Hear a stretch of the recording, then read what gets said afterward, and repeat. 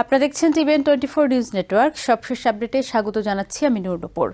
President Donald Trump প্রশাসনের একটি গুরুত্বপূর্ণ সিদ্ধান্ত আটকে দেওয়ার পর থেকে একের পর এক প্রাণনাশের হুমকি, পরিবারের সদস্যকে লক্ষ্যবস্তু করা এবং রাজনৈতিক চাপের মুখে পড়েছেন আমেরিকার ফেডারেল বিচারক জন ম্যাককনেল। তার অভিজ্ঞতা দেশটির ফেডারেল বিচারকদের ঘিরে ক্রমবর্ধমান নিরাপত্তা ঝুঁকি এবং রাজনৈতিক উত্তেজনার একটি দৃষ্টান্ত হয়ে উঠেছে। দ্য ওয়াশিংটন পোস্ট জানিয়েছে, ঘটনার ভয়াবহতা নতুন মাত্রা পায় ম্যাককনেলের বাড়িতে রহস্যজনকভাবে একটি পিৎজা পৌঁছানোর পর। তার পরিবারের কেউ সেটি অর্ডার করেননি, কিন্তু অর্ডারে লেখা নামটি দেখে চমকে ওঠেন তিনি, ড্যানিয়েল অ্যান্ডার্ট। ড্যানিয়েল ছিলেন ফেডারেল বিচারক এস্থার সালাসের ছেলে। 2020 সালে সালাসকে লক্ষ্য করে হামলা চালাতে আসা এক ক্ষুব্ধ আইনজীবীর গুলিতে নিহত হন তিনি। নামটি দেখেই ম্যাককনেল সালাসকে ফোন করেন। পরে অন্তত 7টি স্টেটে ফেডারেল বিচারকদের কাছে একই ধরনের ডেলিভারি পাঠানোর ঘটনা সামনে আসে। ম্যাককনেলের কাছে এটি ছিল নিছক হয়রানি নয়, বরং মৃত সন্তানকে ব্যবহার করে একজন বিচারককে ভয় দেখানোর অত্যন্ত উদ্বেগজনক বার্তা।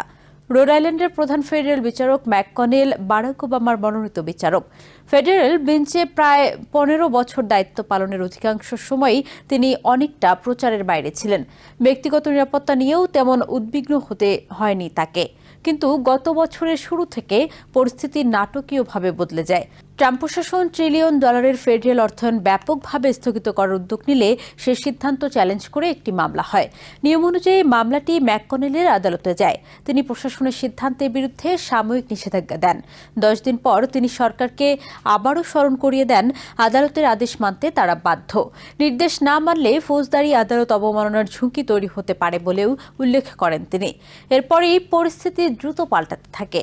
এক রাতে বাড়িতে বসে আইনি নথি পর্যালোচনা করার সময় ম্যাককনেল দেখতে পান কট্টর ডানপন্থী রাজনৈতিক কর্মী লরা লুমার সামাজিক মাধ্যম এক্সে তাকে নিয়ে পোস্ট করেছেন। সেখানে ফেডারেল অর্থায়ন স্থগিতের মামলায় বিচারিক ক্ষমতার অপব্যবহারের অভিযোগ তোলা হয় তার বিরুদ্ধে। আর উদ্বেগের বিষয় ছিল, পোস্টটিতে ম্যাককনেলের মেয়ের ছবিও ছিল। তার মেয়ে প্রেসিডেন্ট জো বাইডেনের সময় এডুকেশন ডিপার্টমেন্টে রাজনৈতিক নিয়োগপ্রাপ্ত হিসেবে কাজ করছিলেন। এক্সের মালিক ইলন মাস্ক তখন ট্রাম্প প্রশাসনের ডিপার্টমেন্ট অব গভর্নমেন্ট এফিসিয়েন্সির নেতৃত্বে ছিলেন। তিনি ওই পোস্ট নিজের বিপুল সংখ্যক অনুসারীর কাছে পুনরায় ছড়িয়ে দেন। ম্যাককনেলের ভাষ্য অনুযায়ী বিচারক হিসেবে সমালোচনা মেনে নেওয়ার জন্য তিনি প্রস্তুত ছিলেন, কিন্তু তার মেয়েকে যখন লক্ষ্যবস্তু করা হলো তখন বিষয়টি সম্পূর্ণ ভিন্ন মাত্রা নেয়। এরপর ফেডারেল আদালতে আসতে শুরু করে বিরক্তিকর হুমকিমূলক ফোন কল এবং ইমেল। প্রথমে কয়েক ডজন, পরে সংখ্যাটি কয়েকশোতে পৌঁছায়। সব মিলিয়ে প্রায় 400টি কল ও বার্তা আসে।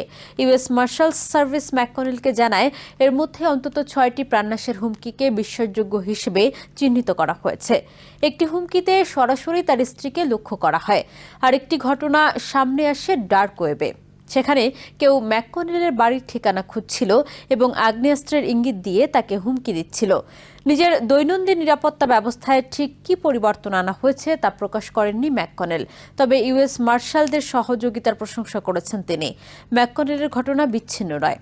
সাম্প্রতিক বছরগুলোতে ফেডারেল বিচারক এবং সুপ্রিম কোর্টের বিচারপতিদের বিরুদ্ধে নিরাপত্তা হুমকি উল্লেখযোগ্যভাবে বেড়েছে। 2025 অর্থ বছরে গুরুতর উদ্বেগজনক নিরাপত্তা ঘটনার সংখ্যা 57% বেড়েছে। ইউএস মার্শালস সার্ভিসের হিসাবে ওই অর্থ বছরে ফেডারেল বিচারকদের বিরুদ্ধে 564টি হুমকি নথিভুক্ত হয়। আগের অর্থ বছরে সংখ্যাটি ছিল 509। নিরাপত্তা পরিস্থিতির আরও অবনতি হতে পারে এমন আশঙ্কায় ইউএস মার্শালস সার্ভিস তাদের বিচারিক নিরাপত্তা বিভাগের জন্য অতিরিক্ত অর্থও চেয়েছে। বিচারকদের বিরুদ্ধে রাজনৈতিক বক্তব্য নিয়েও বিতর্ক বাড়ছে। ট্রাম্প এবং তার মিত্ররা বিভিন্ন সময়ে নির্দিষ্ট ফেডারেল বিচারককে রাজনৈতিক কর্মী বা নিয়ন্ত্রণহীন বিচারক হিসেবে আক্রমণ করেছেন। ট্রাম্প প্রশাসনের কর্মকর্তাদের পক্ষ থেকেও কোনো বিচারকের বিরুদ্ধে অত্যন্ত কঠোর ভাষা ব্যবহার করা হয়েছে।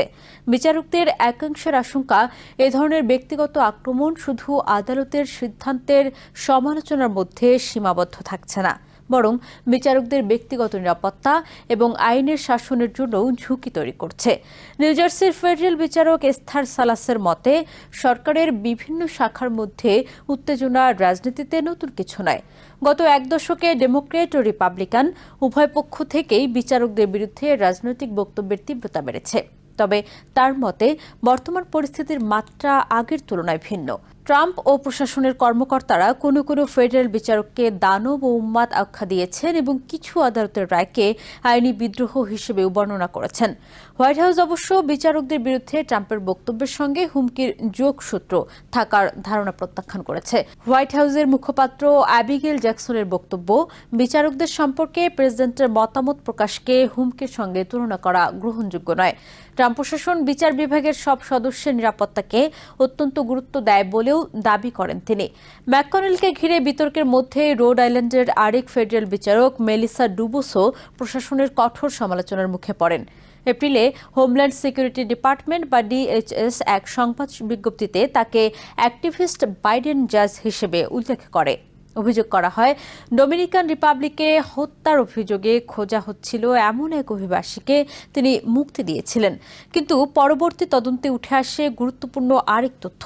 এই ব্যক্তির বিরুদ্ধে হত্যার পরোয়ানার বিষয়টি বিচারককে জানানো হয়নি।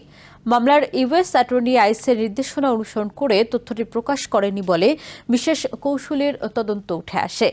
এরপর আদালত প্রশ্ন তোলে, বিচারক ডুবোসকে আক্রমণ করার জন্য মামলার তথ্য ইচ্ছাকৃতভাবে এমনভাবে উপস্থাপন করা হয়েছিল কিনা।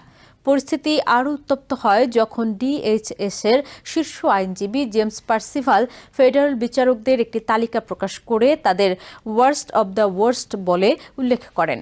একই ধরনের ভাষা ডিএইচএস সাধারণত বহিষ্কারের জন্য চিহ্নিত কথিত অপরাধীদের ক্ষেত্রে ব্যবহার করে থাকে।